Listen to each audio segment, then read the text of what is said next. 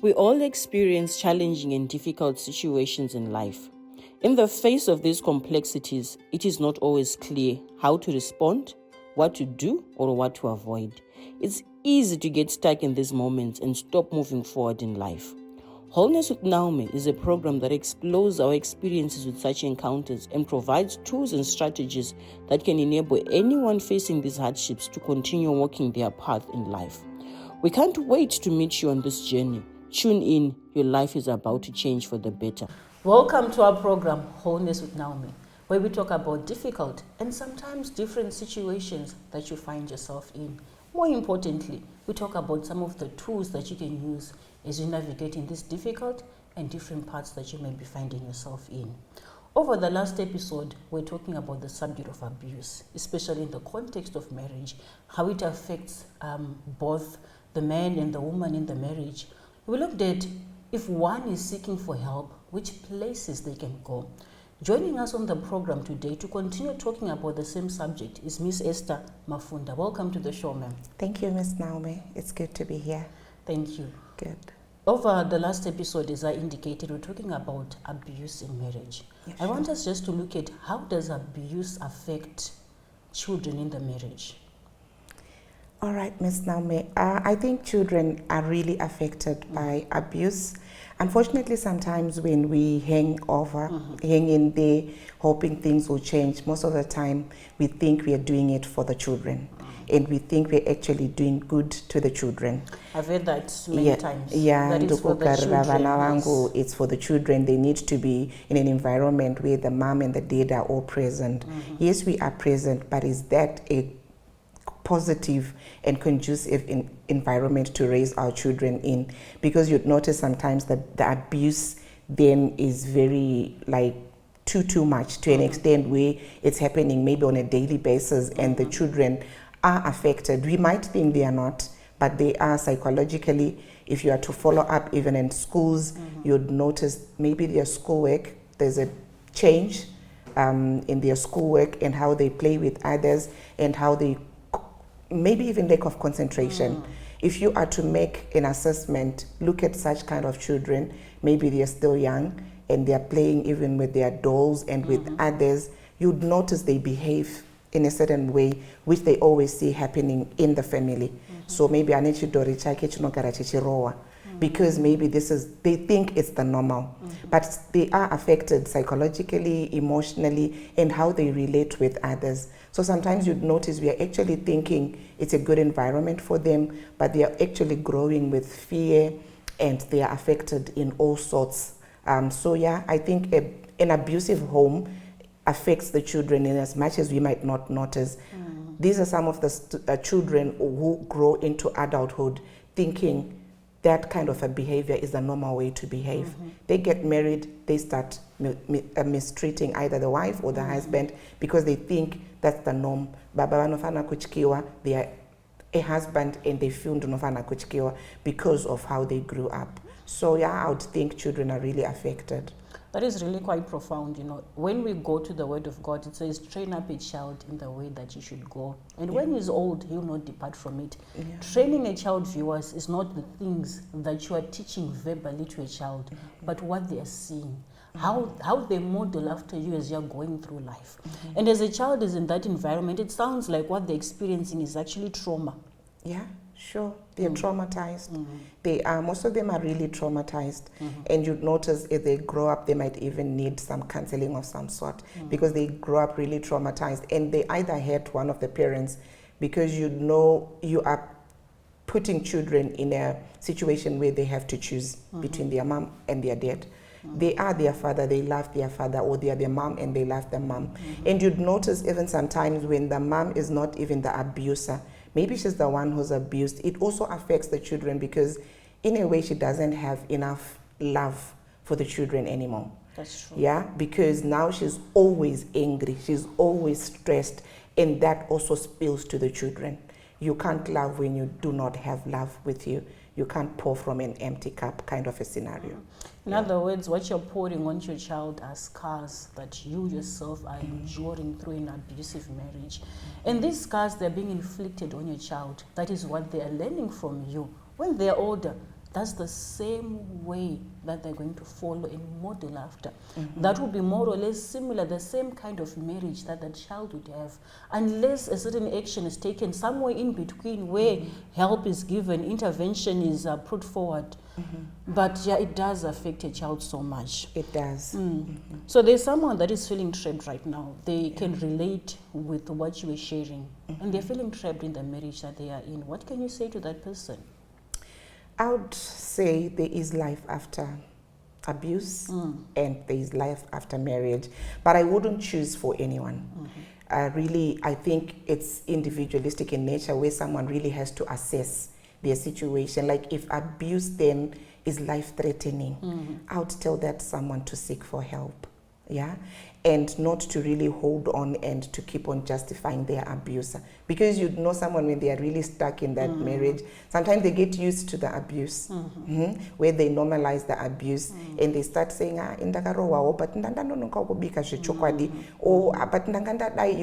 they start seeing that as it's normal, but they're really going through something that is abnormal, because we are saying they are now starting to normalize the abnormal and justifying the abuser. Have you heard, Miss Naomi, of someone who goes to report to the police and then the next day they are withdrawing the charges? I've heard of many cases like that. Yeah, sure. But then it goes on, it continues, it doesn't stop. But sometimes they don't know how to go about it anymore. But I'll just say that if you see that it's now life-threatening, please look for help, seek help.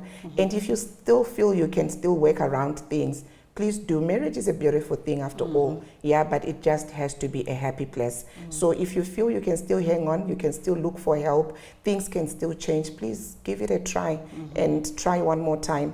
But if you see and you really feel that you can't do it anymore, please look for help. If it means moving out of such an environment, either permanently or for a period of time, please do. There is life after marriage, after separation. Yeah, sure. Well. Oh, yeah, that's sure. good. Thank you for that. One of the things that I've heard is that one cannot heal in the same place that broke them. The abuse we are talking about carries a lot of scars. It carries trauma. It carries emotional wounds. We are talking about either a man or a woman that is in such a place right now. They are still in the marriage. How can they heal in such a place where they are being inflicted pain each and every day? Are we talking about someone who is still being abused and they have to heal in Not that same process? necessarily. There is someone who has hope. There is Yeah. that flicker of hope that things will change. The person, the spouse hasn't changed, but they're still saying that if I continue hanging on, there may be light at the end of this tunnel. Let me keep hoping on. But the abuse may still be there, Yeah. but they're still in that marriage and they're believing for that place where the marriage will be restored. How can they work on the emotional wounds that they're receiving in that place? I would say it starts with you internally and really accepting that you want to heal. Okay. No matter how much help you get, if you're not prepared to heal, you will not heal, because healing now is not a one-day thing. So we are saying, in as much as you are there, you have to be willing to still work on it, to still be able to forgive, but also to be talking about it, because it doesn't have to be one way. The other person should also be willing to change so that it helps you through the healing process. So I think it also requires a lot of help, where you can get some counseling, either through the church, whether they are relatives, etc. But I'm thinking you can't do it by yourself. The other person has to be also willing to work on it. So it's not a one-way kind of a healing process. Because have you ever noticed, I'm always asking people, Kuti, and then when you're about to heal, put by one its own. When you're about to heal, put peace one immortal. This is the situation that we're talking about. You will never heal. You will not heal. You will not heal. So that other person, Arkucheka, Arkukupisa, Arkukubai, has to know that we are working together through the healing process. So they have to be also willing to change, or else apana change nonyanyo kurumidza kwitika if it's just one person who's willing to make things work. Yeah. So maybe seeking for help and making the other person understand that we are going through this together. Yes, I was hurt, but I'm willing to forgive you. I'm willing to walk this life journey with you. So are you also willing to change and walk this journey with me, so that at least you go through it together and you heal? Yeah. Okay. And I think that's really quite important. It's not a one man's journey, especially where there's abuse to this magnitude or to this level. Is the other partner willing to also work on themselves? And that is something that you must ask yourself. Yes, you're seeing the flick of hope. Yes, you want to stay. But are they also willing to work on the toxic traits that they carry? Are they willing to work on the patterns that are within their behavior which are destructive? If the answer is no, you may really need to reconsider your position based at, is it safe for you? Yeah. Is it safe for you and the children to remain in such a place?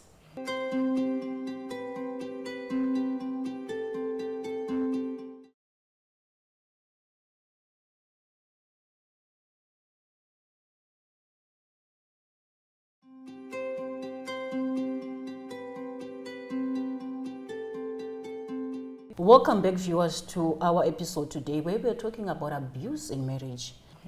Is reconciliation possible? Supposing I move out and we've had separation together and one is doing life in this place, one is doing life in the other place. Can we come to a place where we can actually reconcile? I think reconciliation is possible. I've seen it happening. I've seen people reconciling. But like we said, I think it also now means both of you have to be willing to be working through things and changing and making things right. Because you notice the other person might really come back and say, you know what, I'm truly sorry and I'm willing to make things work.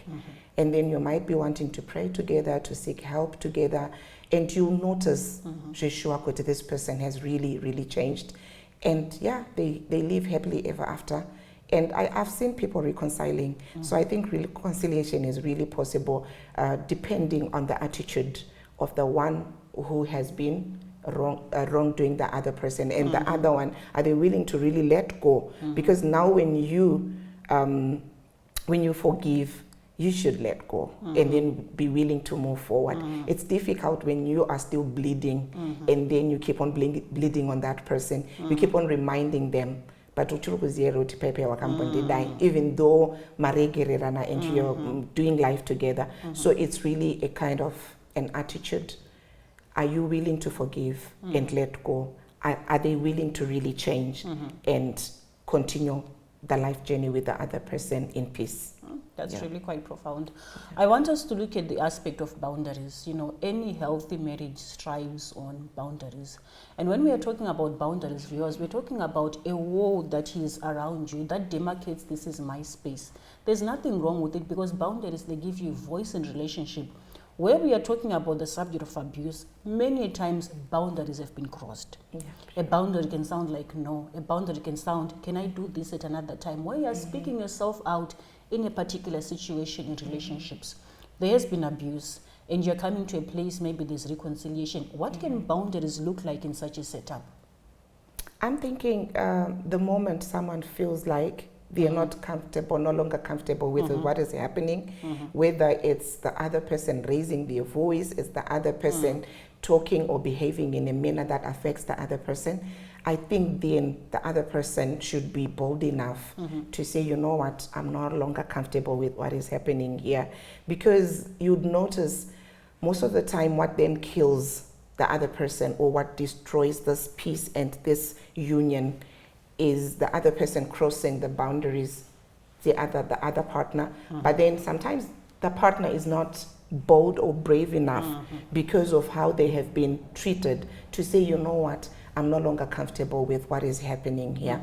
I'll give you an example of what I once went through where I couldn't even say. Sometimes I would apologize for things that I didn't. I know I wasn't wrong, but you're saying for the sake of peace, let me just apologize. But is it peace? No, it's not, because it's building in there and it's killing the other person. So the moment you can't say, you know what, it really affected me for a long time, where I didn't know how to defend myself. I didn't know how to speak out and say, you know what, I'm not comfortable with this. And I ended up doing things that I'm not comfortable with because the other person maybe is always raising their voice or they are reacting and said, if you see yourself being in a relationship where you need to end up writing letter to the next person that you're staying in the same place with, I think that's not healthy at all. So the other person, I think issues to do with boundaries has a lot to do with communication.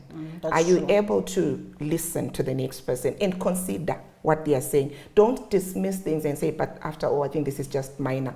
As long as it's affecting the other person, and as long as they feel you are crossing their boundary and affecting them, then please listen and be willing to change if there's need to change. Okay. Yeah. Thank you for that. I also would want to clarify that the letter that is being shared about you was, in counseling, we also talk about writing letters as a way of releasing or managing emotions. That is not the letter that is being referred to. But the letter that is being referred to by Miss Esther is when you can't verbally communicate to the person because of fear. Yeah, sure. So when you come to that stage where you cannot communicate your feelings, you cannot communicate something that does not sit well with you, violation even of your values, then that is a concern. That is a concern, and boundaries in that particular case have been broken into. Okay, yeah. Boundaries are something that you can actually learn, viewers. We all are growing up or grew up in different environments, and sometimes it's something that was not acknowledged where you were growing up. You can learn even as an adult. What does it mean to actually say no? What does it look like? How can I start? And it's always best to start in an environment which is safe for you, where even if you say a no, people will not move away from you. Yeah, there will not be isolation around you. Yeah, But sure. start speaking your voice. Start slowly, start small, start in places where there's unconditional love and where there's safety for you.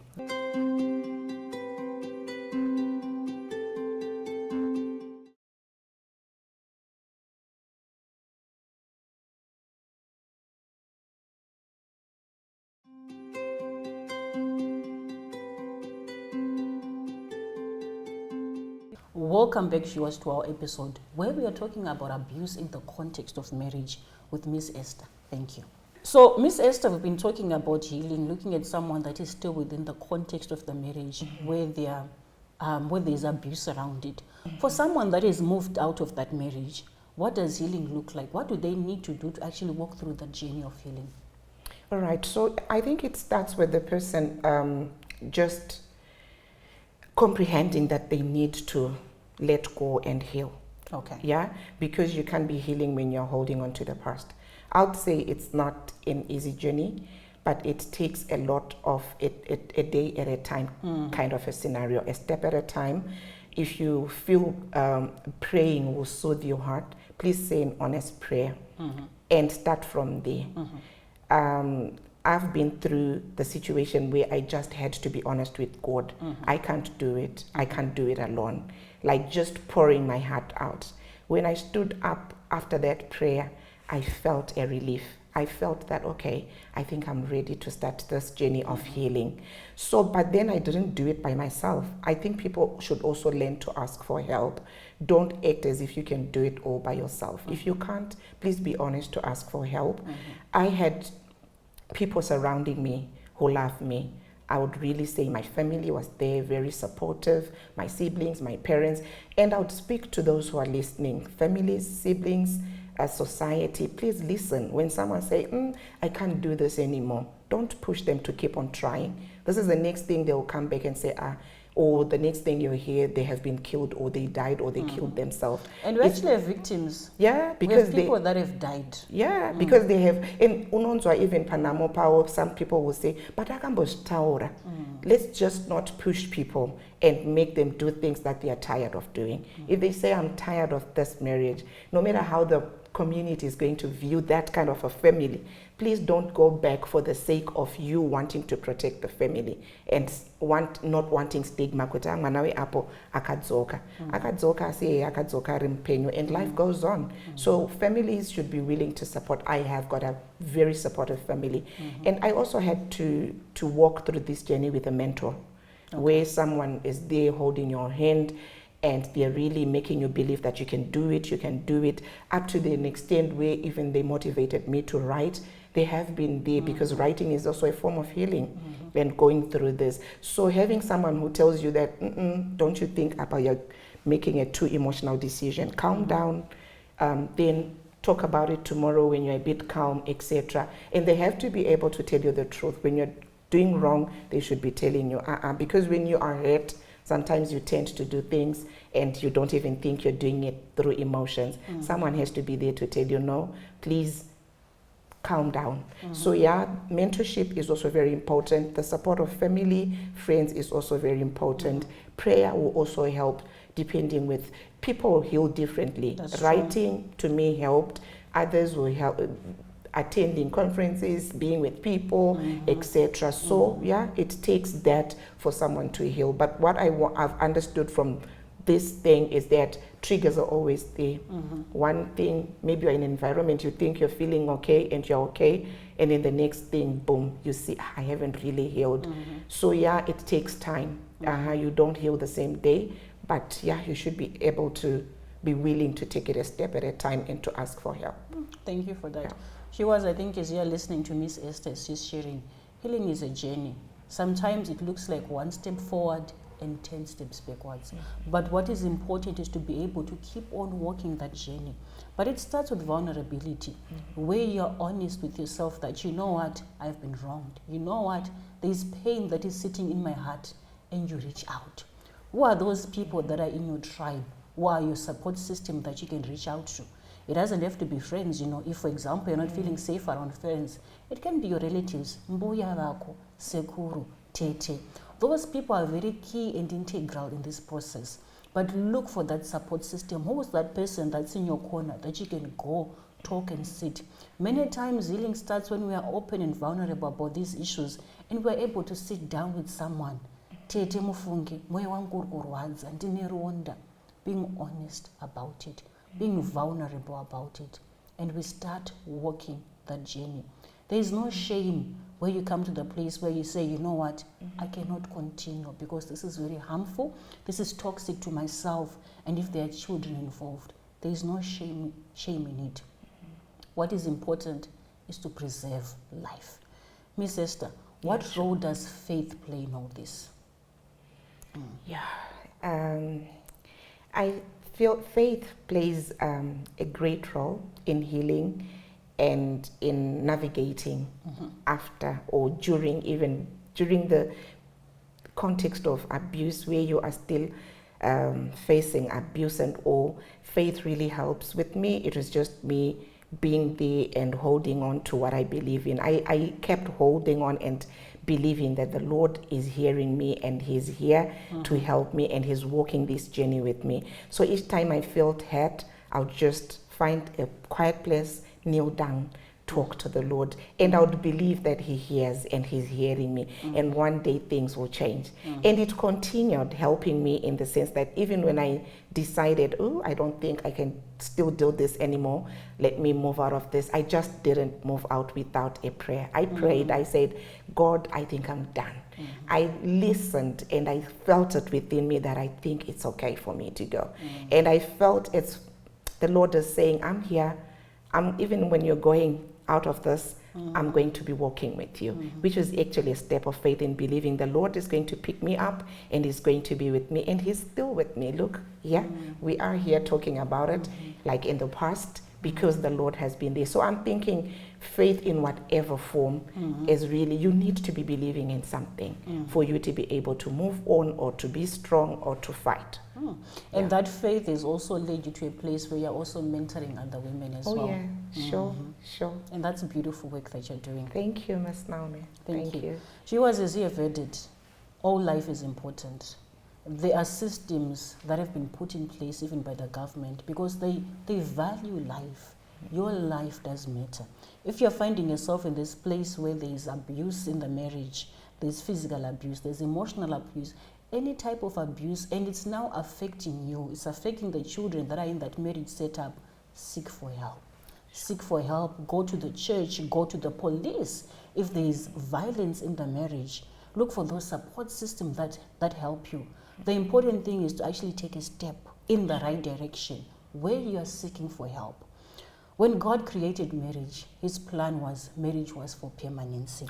However, in cases where there is abuse like this, He doesn't rejoice when your heart is being bruised, when your body is being hurt or harmed. The grace of God is sufficient for you, even if you choose to move out because you want to protect your life and you want to protect the life of children. His grace will be with you. There is no shame if walking away is what will preserve you and give you safety and continue walking your journey of life.